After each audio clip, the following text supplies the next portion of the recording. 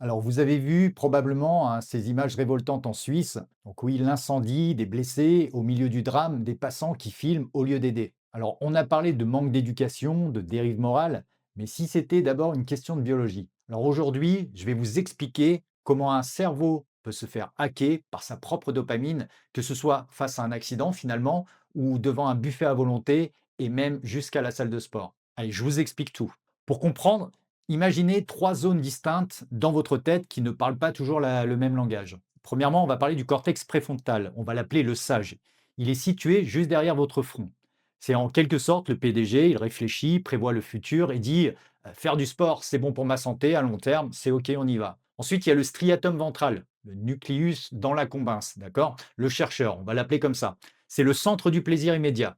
Il ne connaît pas demain, il ne connaît que maintenant. Alors, sa monnaie d'échange, la dopamine, la molécule de l'envie. Ensuite, on va parler du striatum dorsal. Donc lui, on va l'appeler l'automate ou le robot.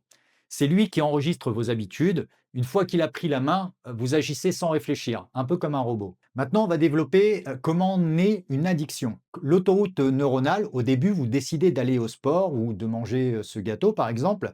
C'est votre sage qui commande. Mais à chaque fois que vous le faites, le chercheur envoie une décharge de dopamine. Alors la dopamine, pour rappel, n'est pas la molécule du plaisir, hein, ça ce sont les endorphines, mais c'est la molécule de l'apprentissage. En quelque sorte, elle dit au cerveau, retiens bien ce qu'on vient de faire, c'était génial, il faut recommencer, c'est super. À force de répétition, le cerveau crée une autoroute biologique. Donc les neurones se connectent physiquement de plus en plus fort, et c'est là que le sage, donc le préfrontal, subit une mise à pied. Le chercheur, lui, passe le relais à l'automate, donc au striatum dorsal. Et désormais, vous n'avez plus besoin de décider. La simple vue de vos baskets, par exemple, ou l'odeur du sucre déclenche l'action. L'autoroute est tracée, vous êtes en pilote automatique. Donc maintenant, je vais développer sur le passage du chercheur, le striatum ventral, à l'automate, le striatum dorsal. Eh bien, ça se fait par un mécanisme que l'on appelle la spirale ascendante ou le recrutement séquentiel. Voici ce qui déclenche physiquement cette bascule.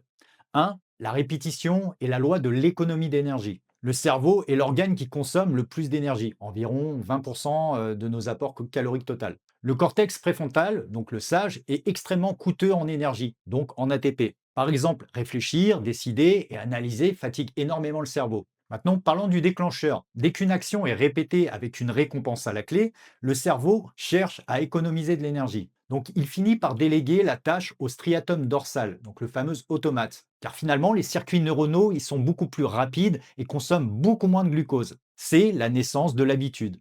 Le cerveau automatise pour libérer de l'espace mental. C'est comme un peu le moment en musique où vous apprenez note par note et finalement vous arrivez à jouer un morceau complet. Maintenant, nous allons parler du rôle des boucles de rétroaction, donc le feedback, le rétrofeedback. Physiquement, il existe des connexions neuronales qui montent en spirale. Donc au début, la dopamine inonde le noyau accumbens, le plaisir, mais à force de répétition, les neurones projettent cette dopamine vers les zones supérieures du striatum. Alors le point de bascule, c'est le moment où la dopamine n'est plus libérée pendant l'action, mais avant l'action. Exemple, ce n'est plus manger le gâteau qui excite le cerveau, mais c'est voir la boîte. Ce n'est plus courir qui excite le sport addict, c'est l'heure qui s'affiche sur la montre au moment d'y aller. Donc le signal, le trigger, suffit à verrouiller l'automate. Ensuite, on va parler de la saturation et de la perte de contrôle, donc le câblage.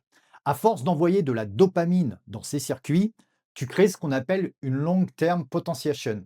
C'est comme si tu passais d'un petit sentier de terre à une autoroute à quatre voies. Plus l'autoroute de l'automate est large et plus le signal électrique y circule vite. Le signal devient si puissant que finalement il s'éteint littéralement et la voie du sage, donc le préfrontal, c'est ce qu'on appelle l'inhibition descendante, s'affaiblit. Donc, pour bien comprendre, le frein, le préfrontal, lâche parce que le moteur, le striatum, est devenu beaucoup trop puissant. Une chose à retenir, le magnésium et le GABA, ce sont les limiteurs de vitesse. Si tu en manques, l'automate s'emballe et l'addiction, sportive ou alimentaire d'ailleurs, devient incontrôlable. La tyrosine et l'iode de leur côté, hein, si tu es en carence et que tu n'as plus assez de dopamine pour que le sage puisse s'exprimer, bien tu n'agis plus que par réflexe de survie, donc cette fameuse recherche du réconfort immédiat. Il faut savoir aussi qu'une inflammation intestinale crée une neuroinflammation. Cela brouille les signaux du préfrontal. C'est comme essayer de conduire, donc au niveau du sage, hein, avec un pare-brise couvert de boue.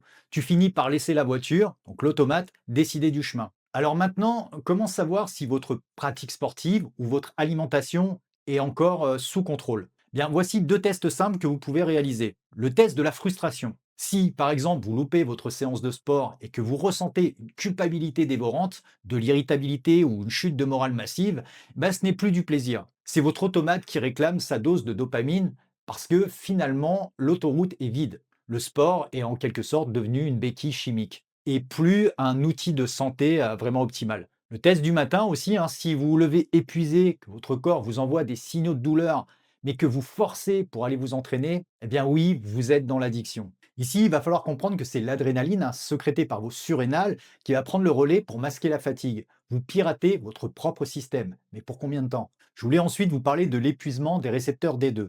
À force de trop stimuler le striatum, donc trop de sport intense ou trop de sucre par exemple, le cerveau réduit le nombre de capteurs à la dopamine, donc ces récepteurs D2. Et ça, c'est vraiment dans un but de protection. Résultat, on a besoin de doses de plus en plus fortes pour ressentir la même chose. C'est ça qu'on appelle la tolérance. Alors il faut bien comprendre aussi que le sport intensif est un stress. Si le striatum force le corps à s'entraîner malgré la fatigue, on entre en surmenage neuro-endocrinien. Alors oui, l'adrénaline maintient le sujet high, mais les réserves de tyrosine, donc le précurseur de la dopamine, s'effondrent. Et ai-je besoin de préciser vers quoi ça va vous conduire? Bien oui, ça vous mène directement au burn-out. Alors ce qui s'est passé en Suisse est une faillite biologique brutale. Au moment du drame, le cortex préfrontal, donc le siège de la morale et du secours, s'est retrouvé totalement débranché. A l'inverse, le striatum est entré en hyperactivité. Il n'a pas vu des victimes, il a vu du contenu. Ensuite, l'envie compulsive de dopamine, générée par l'anticipation des likes et des vues, a transformé un événement tragique en une simple opportunité de récompense pour le cerveau. L'automate a sorti le téléphone avant même que le sage n'ait pu réaliser l'horreur de la situation. Bien oui, c'est le stade ultime de l'addiction, quand la chimie de votre cerveau devient si puissante qu'elle éteint votre humanité. Alors si un simple écran peut court-circuiter l'instinct de sauvetage chez ces jeunes, imaginez ce qu'un déséquilibre de dopamine fait à votre santé, à votre nutrition et à vos performances sportives. Alors si tu veux que je fasse une vidéo sur les 7 signaux d'alerte qui valident que tu es en mode automate, eh bien dis-le en commentaire. Comme d'habitude, pense à t'abonner, à liker, à partager. À bientôt.